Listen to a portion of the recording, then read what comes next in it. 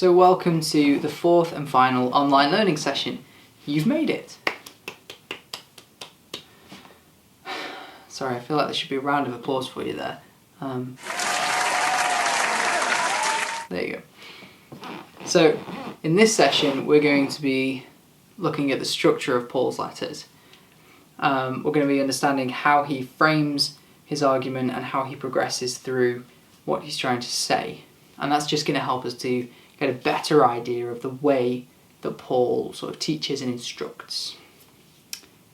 So let's dive on in. Well, it's extremely commonly observed that ancient letters follow a particular pattern and a particular structure. And generally, the structure kind of followed this pattern. There was an opening, a thanksgiving, a body, and a closing. Some scholars, like Ziesler and Evans, have included separate sections within the main body of the letter for a theoretical part and a sort of practical, ethical part. But it's important for us to note that some sections of letters would likely have been sent orally with a messenger. And particularly vital aspects that might have been politically dangerous or could have been taken the wrong way had they been stopped on the road by Romans and sort of their letters have been checked.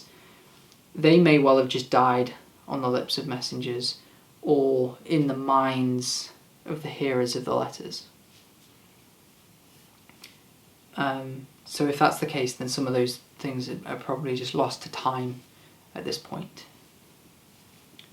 Now, Wiemer sees understanding Paul's practices in letter writing as important because when Paul deviates from his fixed pattern or expected structure in mostly subtle but sometimes not so subtle ways, the majority of modern readers fail to even notice these changes and consequently miss the important clues they may contain for a proper interpretation of his letters.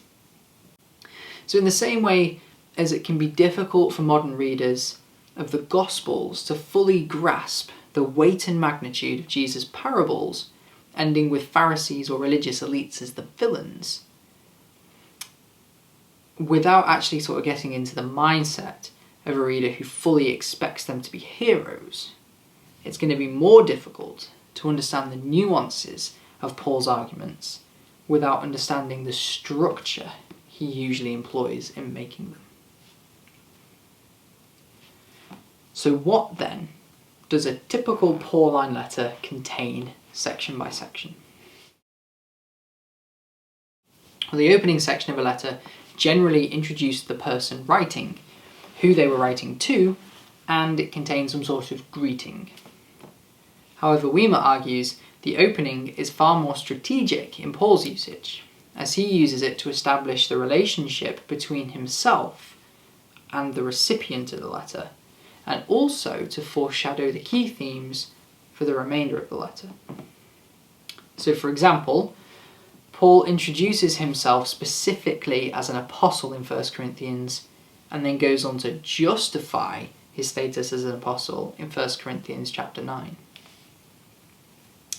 Moving on to the thanksgiving, that usually commends the recipient to something, although not always in a simple sense of giving praise. 1 Corinthians, for example, contains a thanksgiving for the Corinthians' knowledge of every kind and the fact that they are not lacking in any spiritual gift. Both of these things, Paul goes on and becomes in some way critical of the Corinthian congregation for. So he's almost building them up to be able to point out their own sort of shortcomings in those areas. The body of the letter varies in style. So for example, Robert Evans has shown that Romans is a very typical letter in moving from a theoretical section to a practical one with a therefore. Others, like 1 Corinthians, sort of ping-pong between issues where they'll set up the theory and then provide a practical explanation for different issues kind of here and there. And the establishing of a theological context for the practical advice that Paul gives is a central aspect of his particular teaching style. And that's something that helps to ground whatever he's saying should be practiced in his churches very firmly within the gospel. And Vima suggests that to grasp the significance of what Paul's saying, it's useful to compare what he says in the body of his letters with other letters that he himself wrote. So for example, Paul uses certain phrases in 1 Corinthians. A common one is now concerning or now about. And he uses those phrases to indicate that he's going to respond to a specific thing that has been sort of raised to him, either in a previous letter or in a personal complaint that he's heard. And then finally, the closing of a letter acts as the mirror of the thanksgiving, summarising the main themes and points of the letter in some way. And by doing this, Paul's ensuring that his readers remain aware of what he's told them as he concludes his letter, so that they don't sort of miss out any of the key points. And as always, we'll ask this final question: what does this mean? Why does this matter for understanding Paul's letters? Well, looking at the structure Paul uses in his letters is an extremely useful tool for a person studying his theological and practical advice.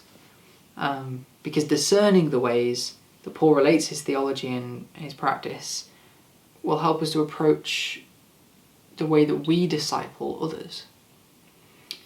Recognising the importance of grounding what we say and do within the larger context of the gospel, and attempting to then filter the comments and issues of the world through that same lens, is going to help us shape and form our evangelism as we approach new cultures and new people. So to recap, we've learned that Paul used a similar pattern to other ancient letter writers, that his initial recipients would have been familiar with that in being able to see where his arguments were different to usual and know why those sort of deviations were important. And importantly, we've learnt that Paul always uses theology to ground his practical advice in the gospel. So whatever his recipients do in practice should be the result of theology, not the other way around. So that brings us to the end of the online learning sessions. I hope you found these useful. I hope they've been understandable. I look forward to getting your comments, and I will see you at the learning weekend.